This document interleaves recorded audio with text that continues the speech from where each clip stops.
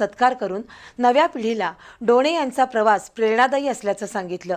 तर बिरदेव डोणे यांनी कोल्हापूर पोलीस दलाबद्दल कृतज्ञता व्यक्त करत पोलीस अधिकारी होण्यामागची आपली भावना स्पष्ट केली। काय सर्वात महत्त्वाचं कसं आहे की सोशल मीडिया ही डबल एजेड सॉर्ड आहे, ज्याचा उपयोग तुम्ही जितका अभ्यासासाठी कराल तितका ते तुमचं धोकादायक पण आहे। सो सांभाळून उपयोग करायला पाहिजे। आणि आयुष्यामध्ये यश अपयश हे थोडं म्हणजे की थोडं सब्जेक्टिव्ह आहे, पण मग निर्व्यसनी राहिलं पाहिजे आयुष्यभर, ते खूप डिफिकल्ट आहे, ते राहिलं पाहिजे।